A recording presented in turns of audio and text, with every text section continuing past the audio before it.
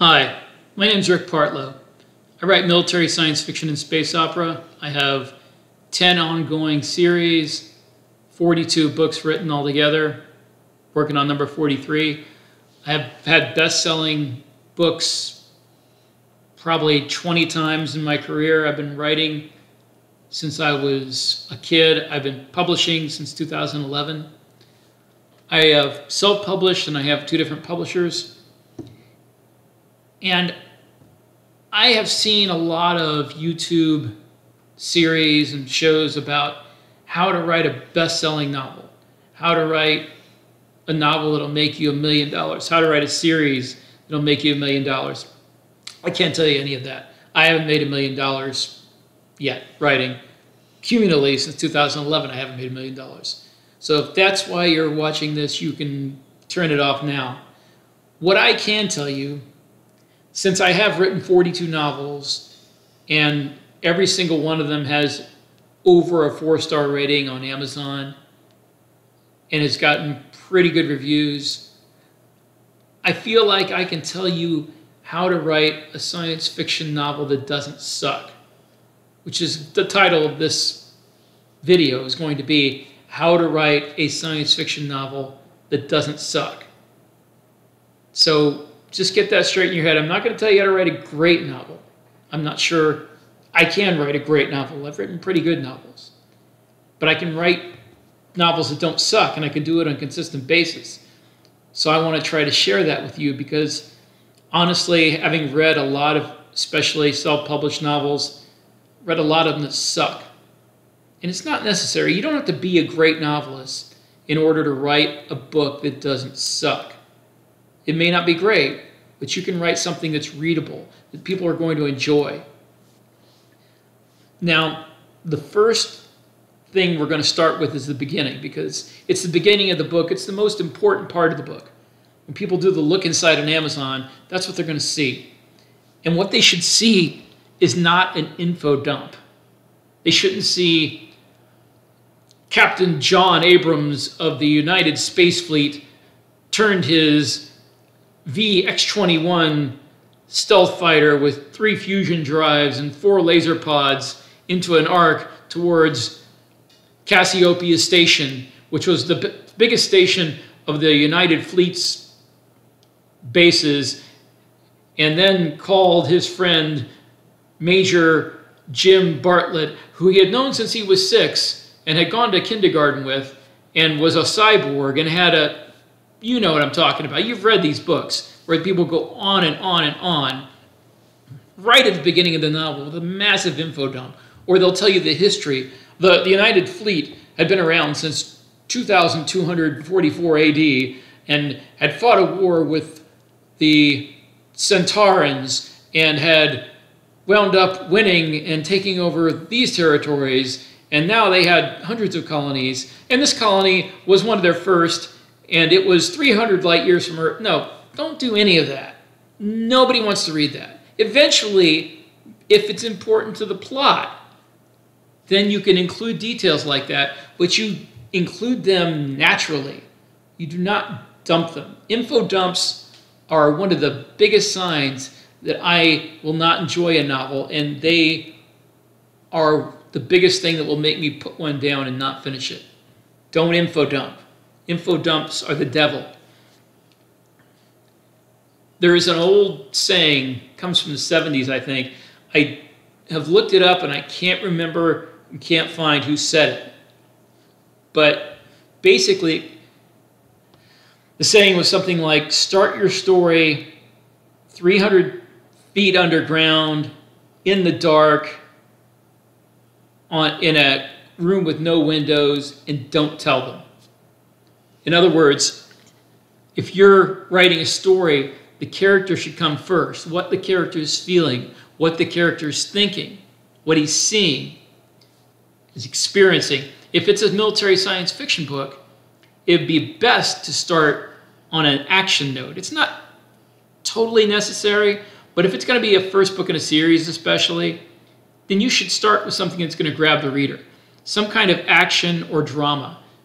Don't start it with somebody flying to their first assignment and thinking about where they've been. I mean, you can have that in the beginning of the story, but not at the very beginning. The very beginning, the first page, the first few words should be something that will grab their attention. And if it's going to be not action but drama, then it should be something that's meaningful to the character. And if you're going to give information anywhere in the novel, don't just dump it. Don't tell the reader these things. And don't, which is another thing I've seen, don't have somebody telling the main character these things if this is stuff the main character would have known anyway. Don't like, as you know, Bob, this klystron modulator is powerful enough to blow up a planet. Well, yeah, I do know that, Jim. Why are you telling me? Would people talk that way now? These are supposed to be real people in unreal situations, not unreal people in real situations. So don't have them talk that way. If you really want to go the explanation route, then have somebody along who the main character has to tell this stuff to.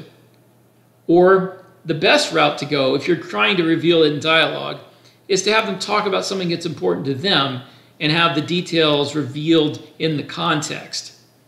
Something like, you know, man, I hate this new V200 fighter. That fusion drive they've got in it, it's slow as hell compared to the ones we used to have in the V300. You know, and I mean, shit, man, this drive's been around for 150 years, since the beginning of the freaking United Fleet. Why is it a step backwards? Why are we doing that? Things like that. You reveal little things in conversations, but make them sound like what real people would say. Don't have them say, the fleet's been around for 300 years. This fighter is the culmination of all. No, maybe that's a video somebody watched talking about the fighter. And that's another possibility, is if you have them walking through some sort of public display and they hear this stuff in the background and you have just a snippet of it, just enough to dump whatever information you want, not much, no more than a paragraph, and have it trail off and them thinking, yes, thank you, I work for these people, I don't need to know that, you know, thinking they're annoyed by it. That's another way you can get around that. But if you get nothing else out of this video, get this, do not info dump. Info dumps are bad, they're uninteresting, nobody cares.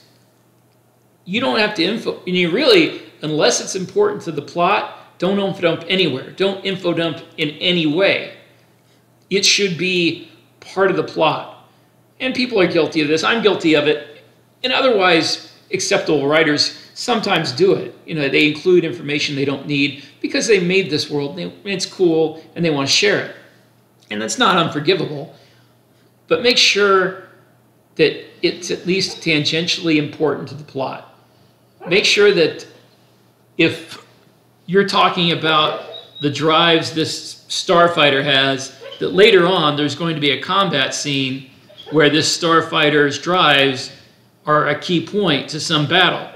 Like, you know, they're faster than the enemy, or they're slower, and it makes, you know, the good guys lose the battle. Something that's important to that. Something that you introduced earlier for foreshadowing.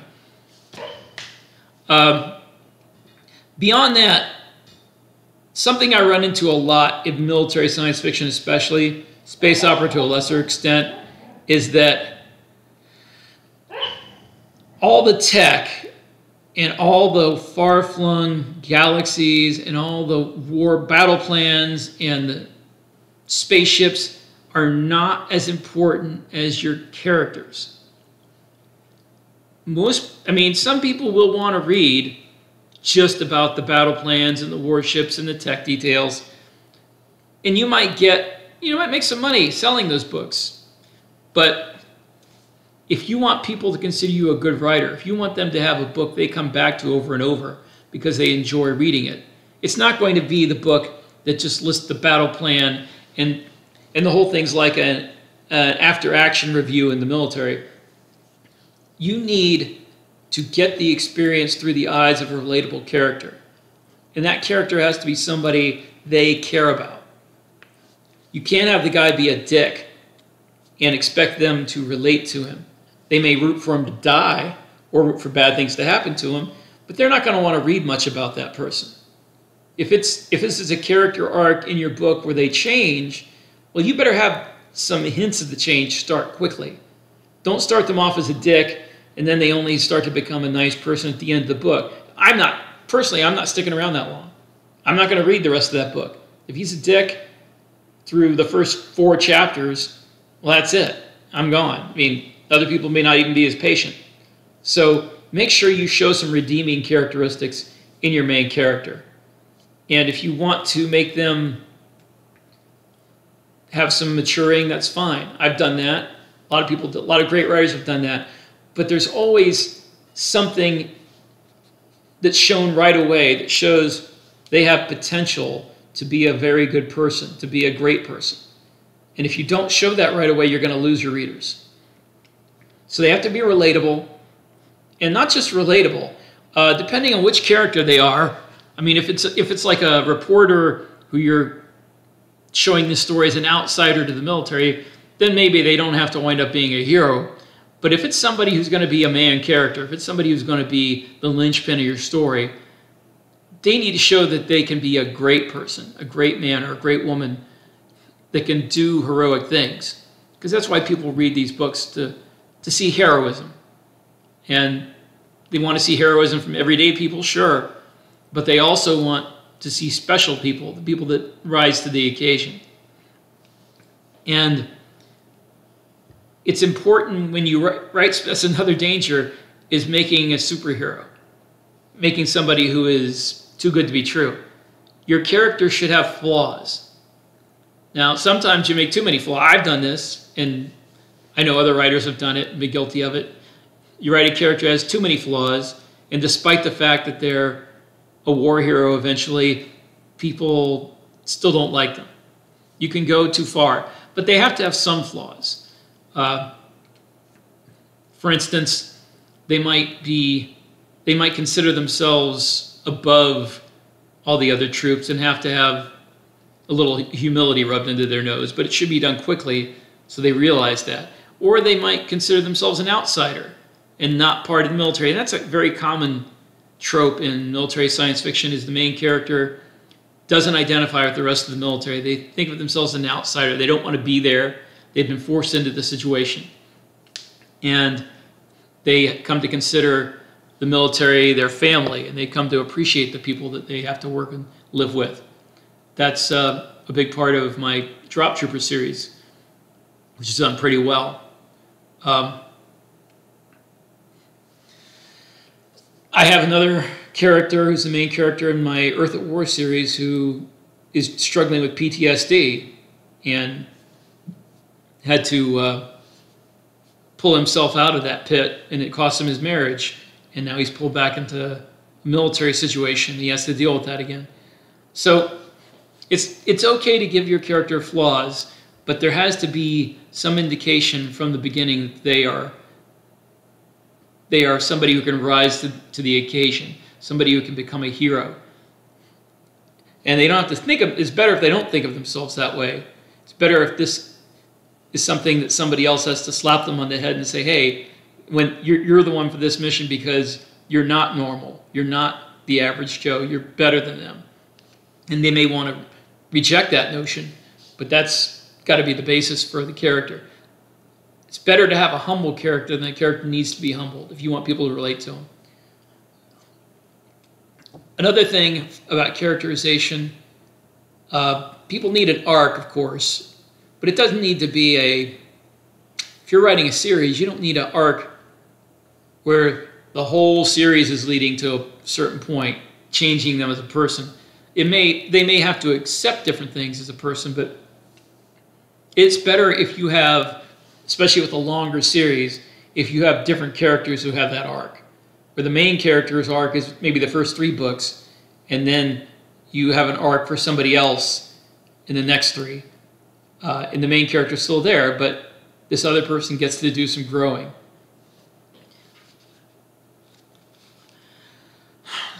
Aside from the character arcs, it's good to have relationships. Now, you don't want to turn a military science fiction or space opera story into a romance. And I don't have romance in my books. And when I say that, I don't mean I don't have relationships, but I don't have romances. I don't have the meet cute. The main character, the two romantic leads meet, and they don't like each other at first, and then they start to like each other, and then they kind of struggle with revealing their feelings, and then there's a complication, and then 3 books in, they finally kiss or something. No. I'm writing about real people. Real people don't act like that. Real people, they meet somebody, they hang out with them for, a few months, and they realize they're in love with them, and then after maybe a few more months, they realize this is the person I want to marry.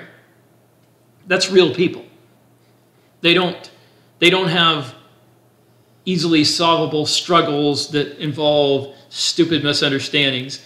If they have major problems, usually they don't work through them. They try, but if it's something really major, something with a difference in characters that can't be worked out, then they break up. It's also okay to have your character break up in military science fiction or space opera and still have to work with that person. That's realistic. But if you have a relationship, it should be not a romance novel relationship. It should be a realistic one. The kind of relationship that real people have, especially in wartime. But don't include romance just because you feel you have to have it. You can throw in relationships. You can throw in very quick relationships, because that happens in wartime as well. And it'd be best if somebody at least breaks up and has heartbreak, because that happens all the time in wartime and in the military. The Dear John letter is a trope, a cliche, because it was so common. And it still happens. And it's better if you show that happened even with the main character, but somebody's going to have a girl or a guy back home who sends them a message saying, oh yeah, I know that I told you I'd love you forever and I'd be waiting for you when you got back, but I've met somebody else, and sorry, I was going to tell you later, but I didn't know if you'd live. And that's cruel, and that's how it works. That's how it goes. I have people in my own family who this has happened to. So character development should also be professional development if you're doing a military science fiction story, because you have to show the main character becoming a better soldier or sailor or whatever they are. They need to get better at their job. And sometimes a common trope in military science fiction is that somebody who's a natural at what they're doing, and that's fine too, because there are people like that. Like in Contact Front, Cam Alvarez, the main character, he's a natural at piloting a battle suit. He just has the ability from birth. It's not something that they could train him. But that becomes a challenge, because if you know how to do something naturally, it's like in American football, the best players are the worst coaches. The people who it comes naturally to, who don't have to work for it, they can't coach somebody else on how to do that. The people that make the players that wind up making good coaches in football are the ones who had to struggle. They were journeymen. They had to work for it. They had to make the most out of limited talent. And it's the same thing in the military. The people who are naturals at certain things, they can't teach it. So that can be a struggle for the main character to become a leader by realizing how to teach the thing that comes naturally for them. And how to have patience with people who aren't as good at it as they are. That's a really difficult part. I go into that in the Drop Trooper series when the main character becomes an NCO and then an officer. He's dealing with Marines who are nowhere near as good as he is in a battle suit. And he has to learn that he has to build his platoon from the lowest common denominator. And he can't charge in ahead and do things by himself. And that's a good way to have professional development in a book like that. If you have military experience, if you have extensive military experience, then this will be easier. If you don't, it's not impossible at all. You can talk to people who have military experience. You can read biographies, you can watch documentaries, and learn these things. I mean, I was in the military. I was never in a war. I never fired a shot in anger or have one fired in my direction. But I have a lot of friends who were in combat. I have a lot of friends who have extensive combat experience in multiple theaters. My father was a combat veteran of World War II. And you can get a feel for how these things are. You get a feel for how it feels to have people shoot at you, to have bullets go over your head. A feel for how it hits you in the gut when the guy next to you gets killed, when your friend gets killed. I know it's something I put in my books. The cliche is always how the soldier is so broken up and angst-ridden because they killed people. They killed the enemy, but that's not true. Maybe for some people it is, but everybody I talk to, almost without exception, they are not messed up afterwards by the enemies they killed. They are messed up by the friends of theirs that got killed, by the people they couldn't save, by the people who they felt it was their responsibility to protect who they couldn't. And that's going to be the major thing that messes up combat veterans. If you want to do a combat veteran who's getting PTSD or who is affected by the war, that's going to be what affects them. The survivor's guilt. The people who they loved, like brothers and sisters who died and they couldn't save them. Okay, characterization. I can't stress it enough. If you want a really good military science fiction or space opera novel, the aliens, the star drives, the lasers, all that stuff is cool, but it's all background. The characters have to be relatable. The characters have to be someone you root for. And also, this is not as necessary in military science fiction, but in space opera it can be the villain. In military science fiction, the villain's the enemy. And the villain is not always the antagonist. I mean, the enemy is not always the antagonist in military science fiction because the enemy is usually, except in rare occasions, faceless. They're anonymous. If you're fighting an alien, fleet, unless you want to do third-person POV where you go into the alien point of view, which is difficult to do and be realistic, then your antagonist is usually going to be other people on your side, in your military. An officer who doesn't like the main character, an NCO who doesn't like the main character, some bureaucrat who's making things more difficult than they have to be. Something like that. So it's not as important in military science fiction, but it's very important in space opera that you have a villain that not only is antagonistic, but has a realistic reason to do it, not just that they're mustache-twirling evil. And this is more space opera. But somebody who has a realistic reason why they want to do what they want to do. In my Birthright series, which is space opera, the main villain is a corporate executive, and he's not doing what he's doing because he wants to be evil, he wants to kill people.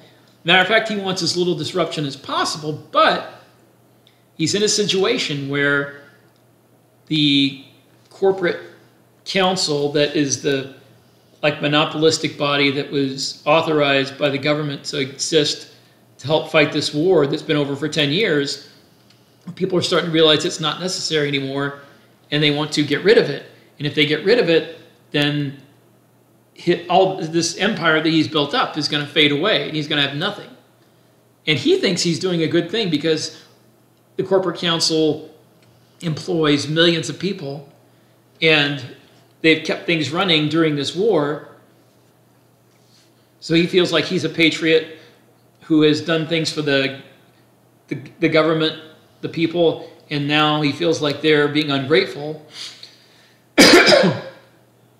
And he actually doesn't want to kill the main character. He wants the main character to work for him because he realizes this guy is really resourceful.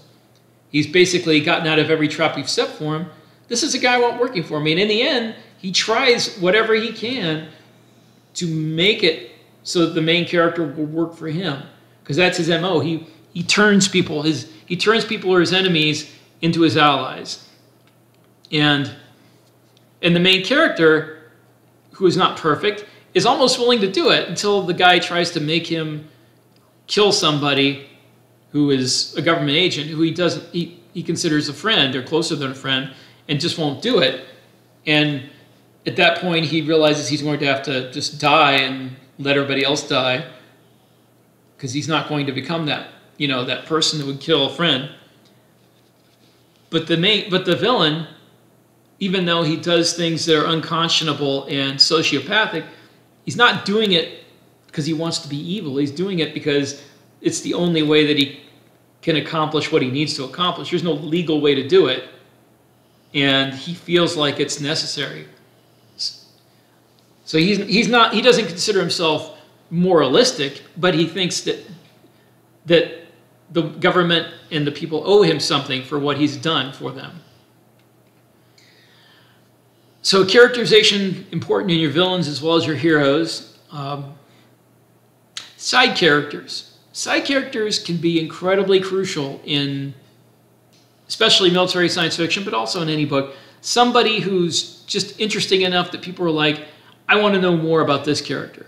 That's always a big sell in writing fiction, is you have side characters who people are interested enough in that they're like, write a story about how they came to be here. I want to know more about them. It's difficult because, you pour your heart and soul into the main characters, and then you have to come up with a side character who's interesting enough that people really want to know about them. But the best writers can do it. I don't know if I do it that well. I've got a couple of side characters people are interested in. I have a nasty tendency to kill them off, because when you have a character that people care about and you need to kill somebody off to show you're serious, to show that the actions in this book have consequences, you can't kill off your main characters, unless you want to alienate most of your readers. So you have a side character people love that's very, very tempting to kill them off. I can wholesale slaughter. I killed off Lita Randall, who was a major side character, and a lot of people didn't like that. They were ticked off she died, but it made sense in the flow of the book that the main character started out as a junior officer who leaned way too much into Lita, who was a senior, and his father, who was the head of the government. And the whole series was about stripping away all that support and forcing him to build his own support structure, one that is native to him, one that he accomplished. So it made sense for me to kill her off, even though I didn't like it. I loved her as a character. Anything else that we can go over this time? Avoid info dumping.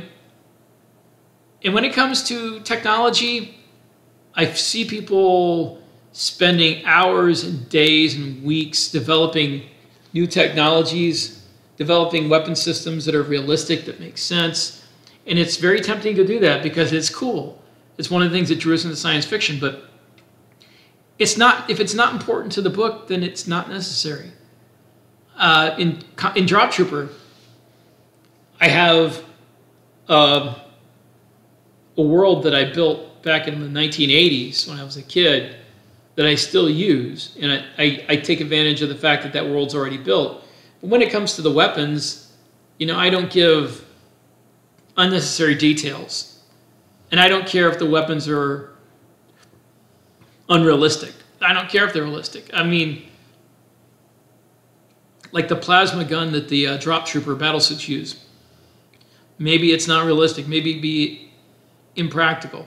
But it sounds cool. The rule of cool really much trumps everything else. As long as it sounds cool, then use it. And it came down to a practical choice, a story choice, because if I used a weapon that needed to be recharged with ammunition frequently, then I'm going to have support. I'm going to have the main character constantly going back and getting reloaded with ammo. And that wouldn't work for some of the stories I wanted to tell. So he needed at least one main weapon that didn't need to be reloaded. It was totally an energy weapon. So that's more, story requirements are more important than being realistic. If you're writing military science fiction, it's usually not hard science fiction. Hard military science fiction that takes place in like space combat will be boring. It would take days, hours if not days, for every single move that you make in space combat. So you'd be better off writing something that's interesting to read. Now that's not to say you should always have limitations on your technology, and the limitations should be part of the story. And you should be realistic within the framework you've created. Like in Duty, Honor, Planet, that trilogy, their star drive uses something that's based on the Alcubierre space-time inflation warp drive. And when you have a drive that warps space-time around you, that means that people can't hit you with normal weapons. You shoot a laser at something that's warping space-time around it, well, it's just going to get deflected away. And that became a key part of the plot of those series, was how do you hit somebody who's using a space drive? And there was only two ways to do it. One is you ram them, because when your two drive fields touch each other, it's going to try to make them both collapse. It's going to cause this huge influx of energy that's going to try to blow apart your drive coils. Also, they came up with a way to use the energy they're using to create the drive field and make a beam which can collapse somebody else's drive field. And that became a key part of the plot of the three novels, was how do you fight somebody who's using your own drive field against you. And if that's a key part of your plot, then yes, it's important to go into the details of how the field works. But on the other hand, if your plot is the guy who's a drop trooper who's coming out of a drop ship in a suit and going down and fighting on a planet, then all the other stuff about how they got there, what kind of a drive they used, it's not important. Throw in tiny little details that would be important to him, like, does artificial gravity work while you're in your space drive? Because that's going to be important to somebody who's flying in a starship. Are they in free fall the whole time? Are they constantly dealing with nausea, unable to taste their food? That would be miserable. If you have gravity, it relieves a level of complication, and you can just deal with the plot. It's better to have artificial gravity because it makes things easier plotting-wise. It makes it easier for you to concentrate on what's important. If there's not artificial gravity, then you have to deal with all kinds of complications, which you may or may not be interested in dealing with. I mean, do you want somebody to be able to stalk out of a room? Well, you have to have artificial gravity if you want your character to stalk out of a room and turn on their heel and be upset. If you want them to salute, it's really hard to salute in free fall. And you have to have your hand holding something, because otherwise you're floating free and you do this, you're going to float off in that direction and look like an idiot. So it's better, if you want to concentrate on the characterization, to make things simple as possible. All right, well, I think that's it for this episode of How to Write Science Fiction That Doesn't Suck. I'm going to try to do some more of these, and I hope you enjoyed it. And I am Rick Partlow. If you want to check out my work, you can go to Amazon.com and look up Rick Partlow. As far as I know, I'm the only writer on Amazon.com, and definitely the only science fiction writer, RickPartlow. Or you can go to rickpartlow.com, or you can go to my Facebook page, which is facebook.com/Duty Honor Planet, which is named after the first science fiction trilogy I published. And if you want to contact me at dutyhonorplanet487@gmail.com. Thanks, and I will talk to you next time.